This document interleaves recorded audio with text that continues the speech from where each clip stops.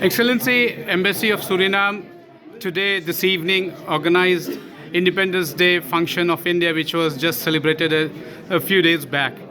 How has been that experience, and what is the message for the Independence Day of India, 78th Independence Day of India?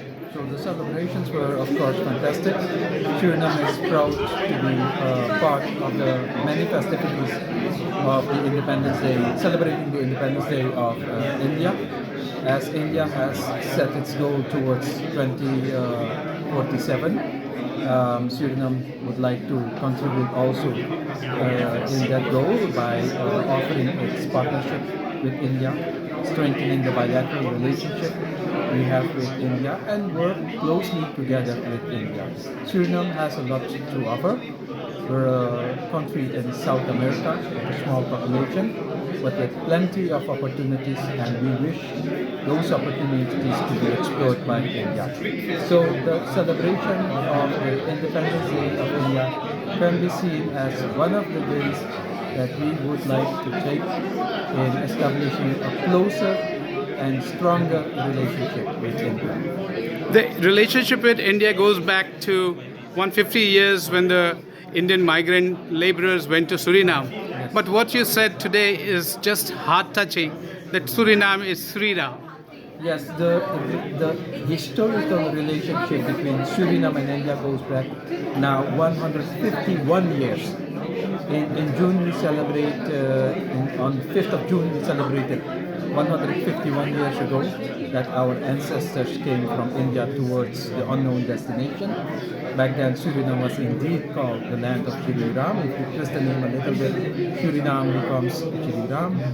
And that is how our ancestors ended up in Suriname. And today, if we reflect back, we are very proud that they made the choice to travel out and travel to Suriname.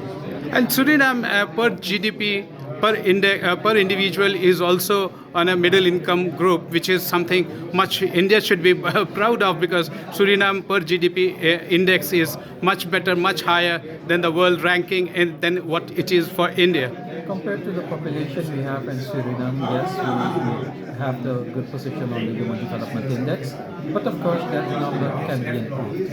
And with the efforts of the current government, under the leadership of His Excellency President Patel, we do our utmost best to improve the ranking of Suriname internationally. Excellency, you also talked about that the recent find of gasoline, petrochemical in your country, in your geographical area, in your nautical miles within the Suriname boundary.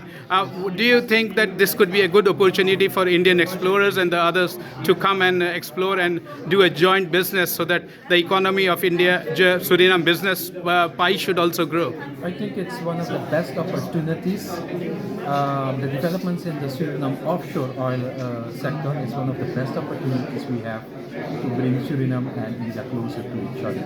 2 weeks ago, we had a high-level visit of Suriname State Oil Company to India, visiting Indian Oil, visiting ONGC, and establishing strategic partnerships, exploring possibilities for Indian business to take part in this offshore oil reserve that we have discovered some 4 years ago.